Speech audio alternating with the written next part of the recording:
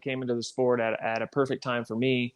I feel like it was just basically a huge blessing from God. And he kind of, I didn't make it, wasn't going to make it in racing. I could have probably lived out of my van and made a few mains in my career, whole deal. But, freestyle became an interest of mine as I was, 11, 12, and I started doing tricks, 11, 12, 13, just like heel clickers, knack, stuff like that. And then just getting into the sport as far as like real contest, professional contest. By that time, I was doing basically everything but flips. And then, within a couple of years, I was doing flips. I just basically felt like I had the opportunity to grow with the sport. And as opposed to trying to get in now, like a kid takes an interest now, well, you have to have at home, set up, foam pit course, all that, or someplace nearby to do that. And anyway, I just feel like, man, it was just a perfect timing thing for me to get in and be able to, not that it was easy to grow with the sport. I mean, I had many injuries and it was definitely a push and an aggressive, seeking after that goal aggressively every day. I mean, it wasn't long after I did my first pro contest in January of 2000 that it was the switch in my mind at 15 years old went off. Like, this is going to happen.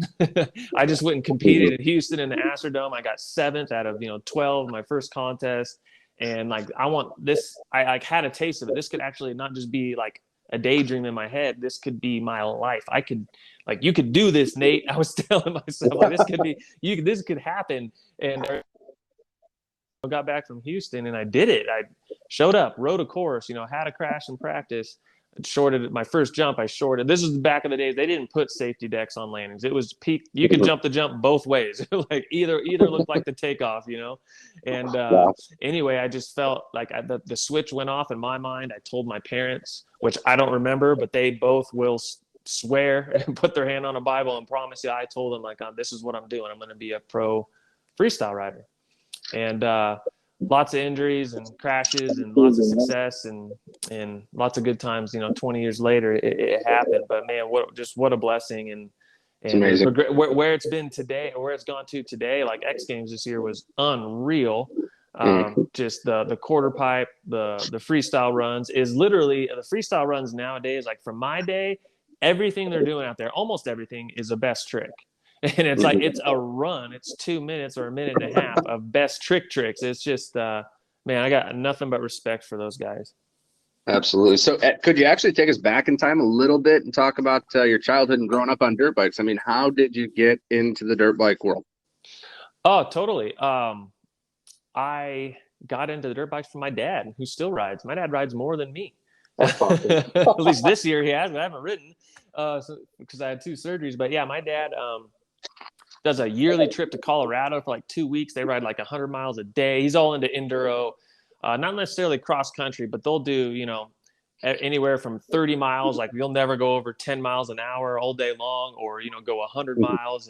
And so anyway, my dad grew up doing flat track and stuff. My dad raced professional flat track. And I'd always seen his bikes in the garage or around the backyard, around the side yard where he kept old bikes and stuff. So, I just wanted a dirt bike since ever I could remember. And when I was 7 or 8, my dad got me a CR60, and which it was older than me. And I just loved it. I fell in love. I remember crying when my dad sold me that bike to get me an 80 or an 85. And that was it. Basically got into riding through my dad would just out here in the desert. We just go out to, just open desert. And Dad would unload the van and just ride and just make little berm tracks and make jumps out of, whatever. And that was it. And then as I got onto 80s, I started going to motocross tracks around here in Arizona, just Canyon, Thrasherland, Ocotillo Raceway, Speed World, all those spots. And Speed World had some pretty big jumps. So that's kind of where, when I was on 80s and started, like 80 intermediate, started riding pretty good, it had a pretty good understanding of riding and bike control. And that's when I started learning all my, heel clickers and 2-foot cans.